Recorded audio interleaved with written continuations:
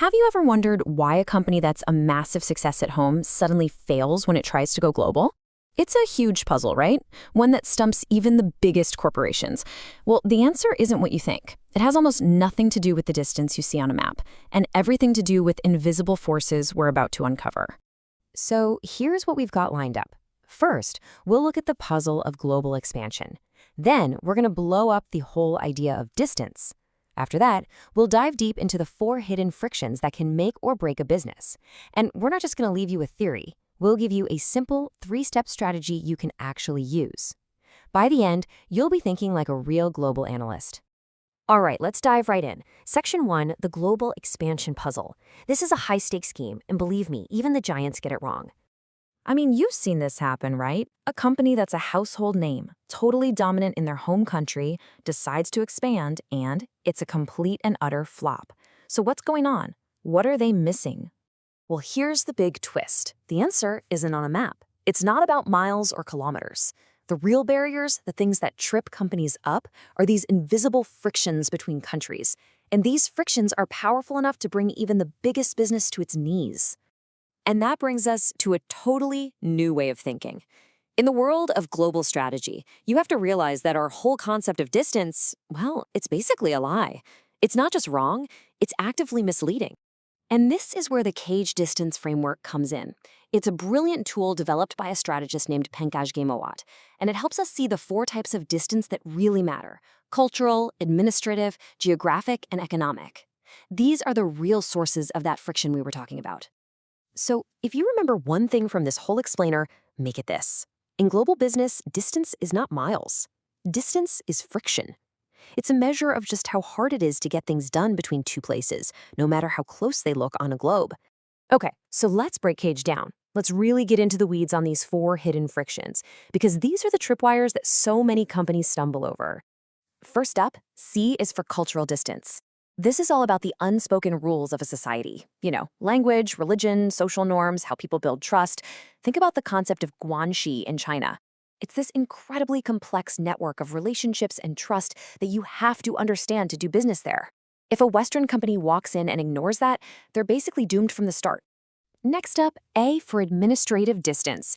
And let me tell you, this one is often the biggest hurdle, especially in emerging markets.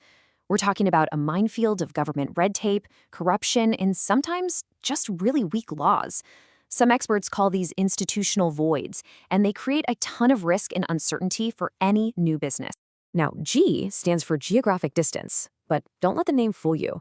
This isn't just about how far away something is. It's really about connectivity. A country could be right next door, but if it has terrible roads and ports, the geographic friction is actually really high. Even things like different time zones or extreme climates can add to this friction. And finally, we have E for economic distance. This is about the gap in wealth between 2 countries, consumer income, labor costs. But here's where it gets really interesting. Sometimes a big economic distance is actually a good thing. A company might be drawn to another country precisely because of lower labor costs. So in this case, the distance, the friction, actually acts like a magnet. Okay, so we've got a handle on the 4 frictions. That's the theory. But how do we actually use this to our advantage? Well, the good news is there's a really simple 3-step process you can follow to turn this framework into a real-world winning strategy. Look, it's pretty straightforward. Step 1, you just compare your home country to your target or host country. Step 2, you run them through the cage framework and figure out which one of the 4 distances is the biggest roadblock. We call this the dominant constraint. And finally, step 3, you build a strategy that is specifically designed to tackle that one big problem. Let's make this real. Imagine a company from Singapore wants to expand into Vietnam. Geographically, super close. Economically, very attractive. But when you look at the administrative distance, the super complex local laws and bureaucracy, that's the killer. That's the dominant constraint. So what's the strategic move? You form a joint venture with a local Vietnamese partner who already knows how to navigate that whole system. See, the strategy directly solves the biggest friction point. And this brings us to our final section, which is really about leveling up. It's about moving beyond just knowing the cage framework to actually thinking like a true global strategist. Okay, this is so important.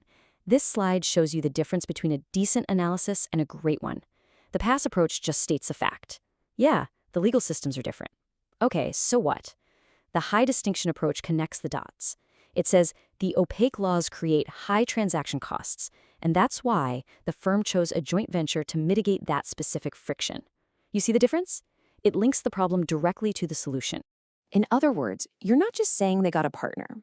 You're saying they specifically chose that strategy to leverage their partner's political capital. They're using their partner's connections and know-how to solve the exact administrative problem they identified. That is strategic thinking. So here it is, your CAGE checklist. It's really that simple. 1. Select the one or two sage factors that matter the most for your situation. 2. Diagnose the specific risk that friction creates. And 3. Prescribe a strategy that directly solves that exact problem. Select, diagnose, prescribe. Got it? So now you have this powerful tool. And my question to you is this: what invisible CAGE distances are shaping the world around you? When you read the news, when you look at businesses, start looking for these hidden frictions. I promise, once you start seeing them, you'll never look at the world the same way again.